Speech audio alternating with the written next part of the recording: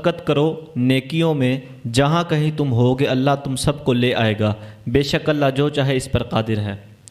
جی، ہر ایک کا کوئی نہ کوئی قبلہ ہوتا ہے، تو سب اپنا قبلہ مانیں تو وہ ٹھیک ہے، اگر مسلمان بنائیں یا مسلمان قبلہ مانیں تو اس پر اعتراض ہو، زیادہ گھبرانے کی کوئی بات نہیں، یہ لوگ عادی مجرم ہیں۔ فاستبقوا الخیرات، بس آپ خیر اور خیرات کے کاموں میں، بھلائی کے کاموں میں ایک دوسرے سے آگے نکلنے کی پوری ہمت لگائیں اور کوشش کرتے رہیں۔ حدیث شریف میں آتا ہے، سیدنا علی المرتضیٰ رضی اللہ تعالیٰ عنہ فرماتے ہیں کہ ما سبقنا الی خیر قط الا سبقنا الیہ ابو بکر، ہم نے جب بھی، یہی آیت کس کے الفاظ ہیں، فاستبقوا الخیرات، آپ فرماتے ہیں ہم نے جب بھی خیرات اور بھلائی کے معاملے میں آگے نکلنے کی کوشش کی، ابو بکر ہم میں ہر میدان میں آگے نکل گیا۔ وَمِنْ حَيْثُ خَرَجْتَ فَوَلِّ وَجْهَكَ شَطْرَ الْمَسْجِدِ الْحَرَامِ وَإِنَّهُ لَلْحَقُّ مِنْ رَبِّكَ وَمَا اللَّهُ بِغَافِلٍ عَمَّا تَعْمَلُونَ۔ اور اے حبیب، مسجد حرام سے باہر ہوتے ہوئے آپ جہاں سے بھی چلیں تو پھیر لیں اپنا چہرہ مسجد حرام کی طرف، اور بے شک وہ ضرور حق ہے آپ کے رب کی طرف سے، اور اللہ تمہارے کاموں سے بے خبر نہیں۔ آپ جدھر سے بھی نکلیں تو مسجد حرام کی طرف چہرہ پھیر لیں۔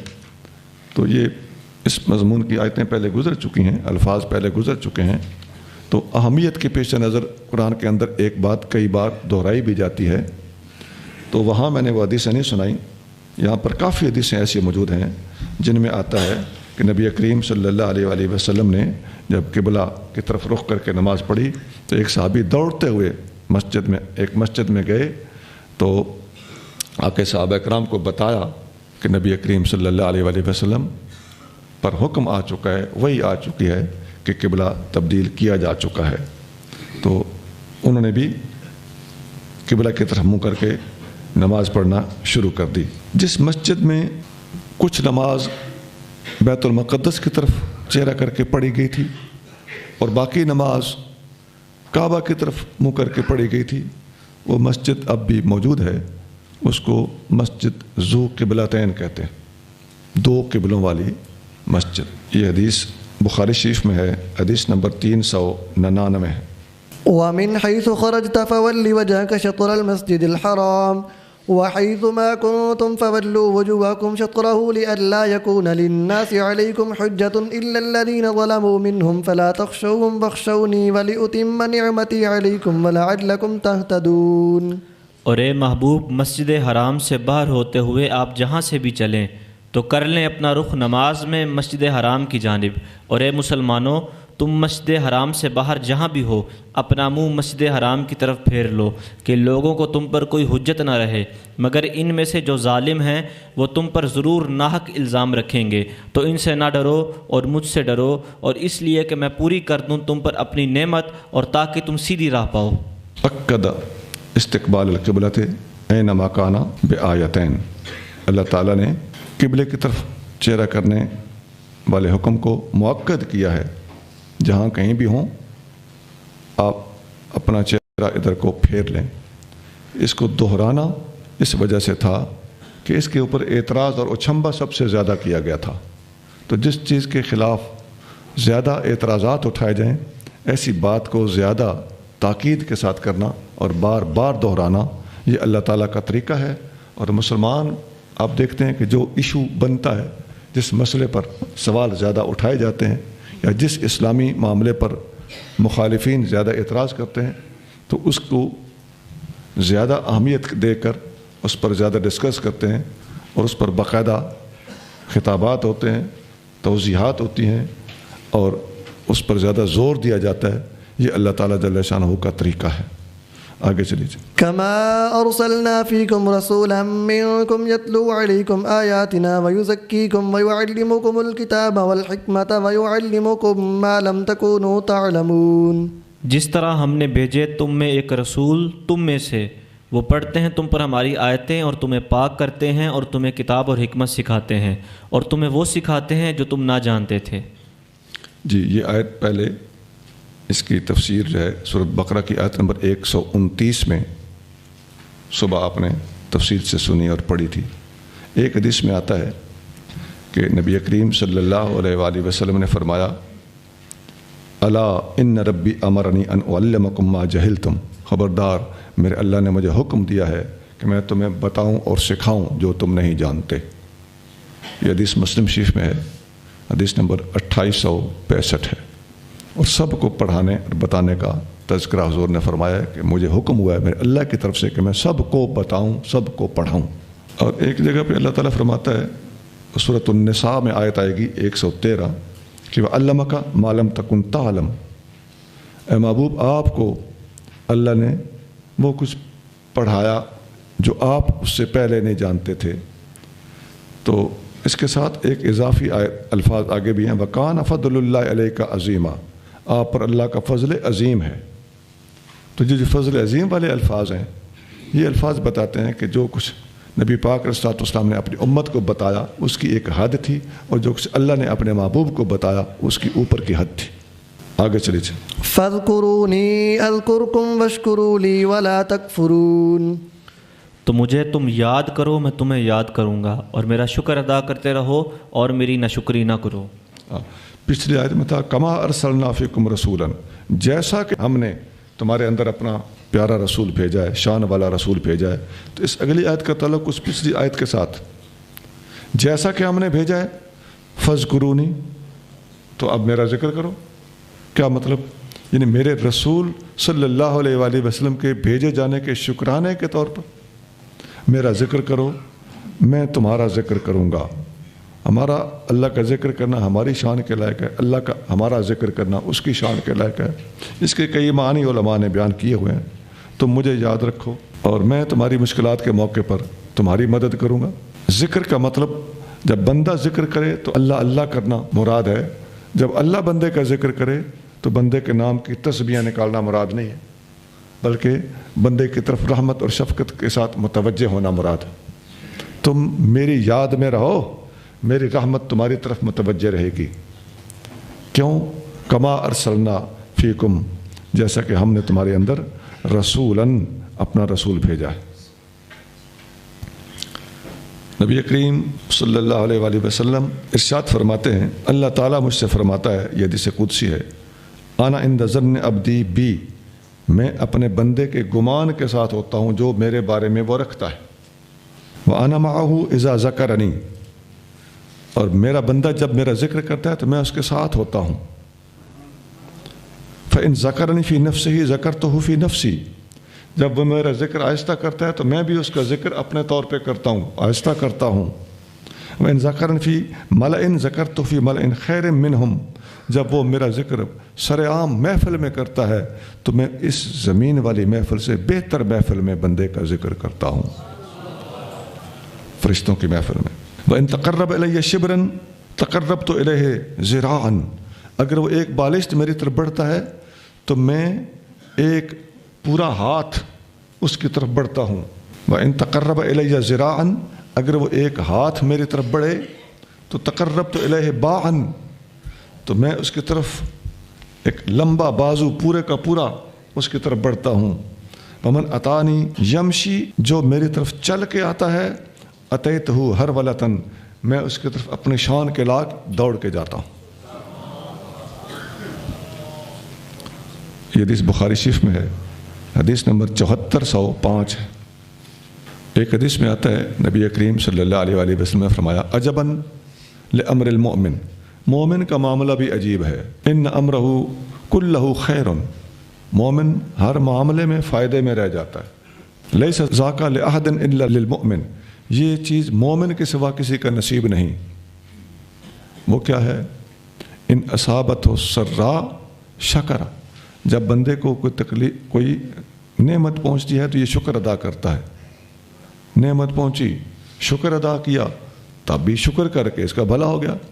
من اصابتہ ضراء، اگر بندے کو کوئی نقصان اور ضرر پہنچتا ہے تو صبر، پھر یہ صبر کرتا ہے، فکانا خیر لہ، یہ بھی اس کے لیے بہتر ہوتا ہے۔ تو سکھ پہنچے تو شکر ہے، دکھ پہنچے تو صبر ہے، دونوں صورتوں میں میرے بندہ مومن کا فائدہ ہی فائدہ۔ حدیث شریف مسلم شریف میں ہے، حدیث نمبر 2999، 2999۔ آیت کے جو الفاظ تھے، تم میرا ذکر کرو میں تمہارا ذکر کروں گا، वशकुरू ली वला तकफुरून, और मेरा शुक्र अदा करो, मेरा कुफरान नेमत न करो। इस वशकुरू ली की तशरीह में हमने ये हदीस आपको सुना दी कि बंदा मोमिन का बहरहाल भला ही भला होता है। आगे चलिए जी। या अय्युहल्लज़ीना आमनु इस्तईनु बिस्सब्रि वस्सलाति इन्नल्लाहा मअस्साबिरीन। ए ईमान वालो, मदद चाहो सब्र और नमाज से, बेशक अल्लाह सब्र करने वालों के साथ है। जी, ये आयत पहले गुजर चुकी है। सब्र और नमाज से मदद चाहना, नबी पाक अलैहिस्सलाम को जब भी कोई दुश्वारी पेश आती तो आप नमाज के लिए खड़े हो जाते थे। अल्लाह ताला सब्र करने वालों के साथ है। उसका साथ होना हिस्स ही नहीं है, बल्कि रहमत और इल्म के हवाले से साथ होना मुराद। आगे चलिए। वला तक़ूलू लिमन युक़तलु फ़ी सबीलिल्लाहि अमवातुम बल अहयाउन वलाकिन ला तशउरून। और जो लोग अल्लाह की राह में कत्ल किए जाते हैं उन्हें मुर्दा न कहो, बल्कि वो ज़िंदा हैं मगर तुम्हें शऊर नहीं। जो लोग अल्लाह की राह में कत्ल किए जाते हैं या कत्ल किए जाएं, एक और जगह पर इसी तरह की आयत है, सूरत आल इमरान की आयत नंबर 169, ला तहसबन्नल्लज़ीना क़ुतिलू फ़ी सबीलिल्लाहि अमवाता। जो लोग अल्लाह की राह में कत्ल किए जाएं उन्हें मुर्दे ख्याल भी नहीं करना, गुमान भी नहीं करना। इस आयत में है उन्हें मुर्दे कहना नहीं, और आल इमरान की आयत में है उन्हें मुर्दे समझना भी नहीं। मतलब क्या है कि ऐसा ना समझ लेना कि ज़ुबानी नहीं कहना, वैसे होते तो मुर्दे ही हैं, नहीं ऐसा नहीं है। न ज़ुबानी कहना है, न दिल में सोचना है। और हदीसों में आता है, एक सहाबी हज़रत जाबिर रज़ियल्लाहु तआला अन्हु के वालिद गिरामी हज़रत अब्दुल्ला जंग ओहद में शहीद हो गए थे। उनको जंग ओहद के शहीदों को एक एक कब्र में जोड़ी जोड़ी करके दफन किया गया था। तो इनको भी एक जोड़ीदार शहीद के साथ दफन किया गया। हज़रत जाबिर फरमाते हैं कि मेरी ये हसरत और ख्वाहिश थी कि मैं अपने वालिद साहब को कब्र से निकाल के अलग दफन करूं। 6 महीने गुजर गए। मैंने नबी पाक अलैहिस्सलाम के सामने अपने इस ख्वाहिश का इजहार किया। नबी पाक ने फरमाया कब्र खोल के उसे अलग दफन कर दो। कब्र जब खोली गई, फस्तखरजतहू बाद 6 अशहुरिन, मैंने अपने वालिद साहब की मैयत को 6 महीनों के बाद बाहर निकाला। फ़इज़ा हुवा कयौमिन बदातहू हुनय्यतन गैर उज़ुनिही, वो उनका जिस्म मुबारक बिल्कुल उसी तरह तरोताज़ा था जिस तरह हमने कब्र में रखा था। तो जिस ताज़गी के साथ उस दिन थे, उसी ताज़गी के साथ आज भी 6 महीने के बाद भी पाए गए। सिर्फ एक कान जो था वो ऐसे करके चेहरा मुबारक दाईं तरफ फिरा हुआ था ना, जैसा कि मैयत को दफन करते वक्त चेहरा एक तरफ कर देते हैं, तो ये कान नीचे आ गया था। तो दब दब के नीचे रह रह के ये कान थोड़ा सा मुरड़ा हुआ था, बस। बाकी सारे का सारा जिस्म तरो ताज़ा और खुशबुओं से लबरेज था। ये हदीस कहाँ है? बुखारी शरीफ, हदीस नंबर 1351, 1351। एक और हदीस में आता है कि 2 अंसारी सहाबियों को दफन किया गया था, तो उनकी कब्रों को सैलाब के पानी ने उखेड़ दिया। तो उनकी मैयतें सामने आईं। तो ये दोनों सहाबी वो थे, अंसारी वो थे जो जंग ओहद में शहीद हुए थे। तो जब उनकी कब्रें खुल गईं, उनको वहाँ से निकाल कर दूसरी जगह पर दफन किया गया। तो जिस तरह वो पहले दिन दफन किए गए थे, बिल्कुल दोनों के जिस्म उसी तरह तरोताज़ा आज भी मौजूद थे। ये हदीस कहाँ है? मुअत्ता इमाम मालिक में है। दुनिया इस्लाम की हदीस के अंदर सबसे पहली किताब, वो पहली हदीस भी बुखारी में है और सही है। ये हदीस मुअत्ता इमाम मालिक में है और सही है। मुअत्ता इमाम मालिक में हदीस नंबर 1704, 1704। अच्छा, ये इस हदीस में मुअत्ता इमाम मालिक की वाली किताब में है कि जब वो दफन हुए थे और जब सैलाब ने उनकी कब्रें खोल दी थीं, इसमें फासला कितना था? हैरान कुन फासला है। 46 बरस, 46 ईयर्स ये फासला था। अज़ीज़ान गिरामी, हज़रत साबित बिन कैस रज़ियल्लाहु तआला अन्हु जंग यमामा में शहीद हुए थे। लंबा वाक़या शायद मैं आगे चल के बताऊँ आपको। وہ جنگ میں شہید ہوئے تھے، تو صحیح سند کے ساتھ مستدرک حاکم میں ان کا پورا واقعہ موجود ہے۔ تو وہ جب شہید ہو گئے تو ان کی زرہ کسی نے اتار لی،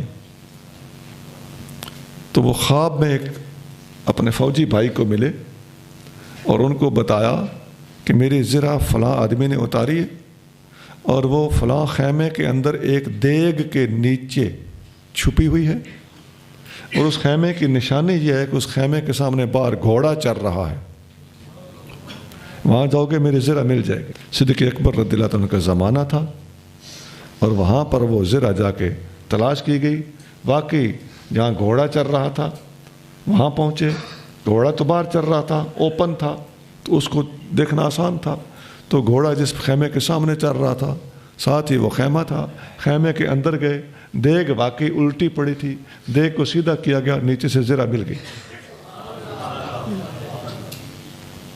وَلَنَبْلُوَنَّكُمْ بِشَيْءٍ مِّنَ الْخَوْفِ وَالْجُوعِ وَنَقْصٍ مِّنَ الْأَمْوَالِ وَالْأَنفُسِ وَالثَّمَرَاتِ وَبَشِّرِ الصَّابِرِينَ۔ اور ضرور ہم تمہیں آزمائیں گے تھوڑے سے ڈر اور بھوک، اور تمہارے مال اور جان اور پھلوں کی کمی سے، اور خوشخبری سنا دیجئے ان صبر کرنے والوں کو۔ اس میں آزمائش کا اللہ تعالیٰ نے وعدہ کیا ہے، وَلَنَبْلُوَنَّكُمْ، ہم ضرور بر ضرور تمہیں آزمائیں گے۔ لام بھی تاکید کے لیے ہے، آخر میں نون تاکید کے لیے ثقیل موجود ہے، تو یہ جب دو تاکیدیں آ جائیں تو یہ حلف کے برابر ہوتا ہے۔ اللہ تعالیٰ گویا قسم اٹھا کے فرما رہا ہے کہ ہم تمہیں ضرور آزمائیں گے، بِشَيْءٍ مِّنَ الْخَوْفِ وَالْجُوعِ، تھوڑے بہت خوف یا تھوڑی بہت بھوک دے کر، اور مال کا نقصان دے کر، اور جانی نقصان اور پھلوں کا نقصان، تو یہ آزمائش ہوتی ہے۔ تو جو انسان پر مشکلات آتی ہیں یہ یا تو گناہوں کی سزا کے طور پر آتی ہیں، یا بلندی درجات کے لیے آزمائش ڈالی جاتی ہے، یا کسی عبادت ذکر فکر کی کمی کو پورا کرنے کے لیے اس قسم کے امتحان ڈالے جاتے ہیں، اور وہ کمی پوری کرا کے اس کو منزل مقصود تک پہنچا دیا جاتا ہے۔ ابو داؤد شریف میں ایک حدیث ہے، نبی کریم صلی اللہ علیہ وآلہ وسلم نے فرمایا کہ ان العبد اذا سبقت له من اللہ منزلۃ، جب بندے کی اللہ کی طرف سے ایک منزل مقرر ہو جاتی ہے، اللہ طے کر دیتا ہے کہ میں نے اس کو فلاں مقام پہ پہنچا کے چھوڑنا ہے، لم یبلغ بعملہ، اب بندے کو حکم ہوتا ہے کہ یہ ذکر کر، یہ فکر کر، یہ عبادت کر، تو وہ عبادت میں پورا نہیں اترتا اور کمی رہ جاتی ہے، تو اس منزل تک عبادت کر کر کے نہیں پہنچتا۔ ابتلاہ اللہ فی مالہ او فی ولدہ او فی جسدہ، اللہ تعالیٰ اسے مال، اولاد اور جسم کے امتحان میں مبتلا کر دیتا ہے۔ ثم صبرہ علی ذالک، پھر اللہ تعالیٰ اس کو صبر بھی اپنے پاس سے دیتا ہے، حتیٰ یبلغہ المنزلۃ التی سبقت لہ، حتیٰ کہ اللہ اسے اس منزل تک پہنچا کے چھوڑتا ہے جو اس کے نصیب میں اللہ نے لکھ دی ہوتی ہے۔ تو یہ صبر کے ثمرات اور فوائد ہیں۔ جو لوگ صوفیاء کے مریدین ہوتے ہیں اور ذکر فکر میں کمی کوتاہی کرتے ہیں، تو ان پر اس قسم کی مشکل آ جائے تو یہ مشکل ان کو منزل مقصود تک پہنچانے کا ذریعہ ہوتی ہے۔ حتیٰ کہ اگر مرشد کامل ہے، یہاں غلط لوگ ناجائز فائدہ بھی اٹھاتے ہیں، لیکن ہوتا تو ہے نا جی، نبی بھی سچے ہوئے ہیں، اور نبیوں کا داؤنگ اختیار کرنے والے جھوٹے لوگ بھی نبوت کے دعوے دار گزرے ہیں۔ تو یہی چیز ولیوں میں بھی ہوتی ہے، سچے ولی بھی ہوتے ہیں اور جھوٹ موٹ کے بنے ہوئے ولی بھی ہوتے ہیں۔ تو جھوٹوں کا وجود سچوں کے وجود کی نفی نہیں کرتا، بلکہ جھوٹوں کا وجود الٹا سچوں کے وجود کو ثابت کرتا ہے، اس لیے کہ اصل ہے تو نقل بنی۔ سچے انبیاء، سچے اولیاء ہوتے تھے، اب تو سلسلہ نبوت ختم ہے، سلسلہ ولایت جاری و ساری ہے۔ تو جس طالب، جس مرید کا مرشد کامل کے ہاتھ میں ہاتھ ہے اور وہ مرشد باقاعدہ منازل سلوک طے کراتا ہے، اکثر ایسا ہوتا ہے کہ کامل تو ہوتے ہیں لیکن مریدوں پہ محنت نہیں کرتے، منزلیں طے نہیں کراتے، سلوک طے نہیں کراتے، نفس کی اصلاح نہیں کرتے، ذکر فکر مراقبے لطائف نہیں بتاتے۔ یہ کثرت سے ایسے بزرگ بھی موجود ہیں، اور بعض جگہ پر ایسا ہے کہ مناظر سلوک طے کرائی جاتی ہیں، تو ان کے حوالے سے میں بات کر رہا ہوں کہ ایسے لوگوں کے مرید جب کسی منزل میں پھنس جاتے ہیں تو ان کو نکالنے کے لیے کسی نہ کسی امتحان میں ڈالا جاتا ہے. یوں کہہ لو کہ جب گھی سیدھی انگلیوں سے نہ نکلے تو انگلیاں ٹیڑھی کرنا پڑتی. اللہ کے ایک ولی تھے تو ان کا مرید تھا، مرشد نے اس کا امتحان لیا اور فرمایا کہ یہ 6 فٹ کی نہر ہے، نالا ہے، ذرا سے کراس کرو نا. تو اس نے کہا حضور 6 فٹ ہے، کہیں بیچ میں نہ گر جاؤں. میں ٹرائی کرو. وہ ایک پیر آگے ایک پیر پیچھے ایسے کر کے ہلا جلا، کچھ اس نے شست لگائی کہ چھلانگ ماروں، تھوڑا پیچھے سے بھی ہٹ کے دوڑ کے آیا مگر آ کے رک جاتا تھا. کہنے لگا حضور یہ بہت مشکل ہے. فرمایا اچھا چلو ٹھیک. مرشد نے کہا میں جا رہا ہوں. چلے گئے. اللہ کی قدرت یا مرشد کی کرامت، ادھر اچانک ایک شیر آ گیا. وہ جب شیر کو دیکھا نا تو اس نے وہ چھلانگ لگائی کہ 6 فٹ کیا 9 فٹ کی چھلانگ لگے. مطلب ہے جب سر پہ پڑتی ہے، فکر قائم ہوتی ہے تو کام ہو جاتے ہیں. تو انگلیاں ٹیڑھی کرنی پڑتی ہیں. اور بعض اوقات ایسا بھی ہوتا ہے کہ مرشد کامل یہ گلے اور ہر وقت لوگوں کے پیچھے پڑے رہنا ایسا نہیں ہوتا، اور مریدوں کے خواہ گلے اس کے خلاف اس کے سامنے، اس کے خلاف اس کے سامنے، یہ دھندے کاملین نہیں کرتے. لیکن بعض اوقات ایسا ہوتا ہے کہ جس مرید کی منزل پھنسی ہوئی ہو، اس کی منزل کو طے کرانے کے لیے اس کے پیر بھائیوں کو اس کے پیچھے لگا دیا جاتا ہے. وہ آپس میں اس کے خلاف کسی نہ کسی غلطی کو پکڑ کے کوئی نہ کوئی ایشو بنا کے اس کے خلاف سارے کے سارے کھڑے ہو جائیں گے. یہ جو کہ انڈر ٹریننگ ہوتے ہیں، ان میں طرح طرح کے نادان بھی ہوتے ہیں، ناسمجھ بھی ہوتے ہیں. تو ان کی یہ نادانی اپنے کسی پھنسے ہوئے سینئر پیر بھائی کے لیے منظر سلوک سے نکلنے کا سبب بن جاتی. تو مرشد کبھی کسی کا گلہ کرے تو بدگمانی نہیں کرنی چاہیے، پتہ نہیں کیا معاملہ ہے. آگے چلیے.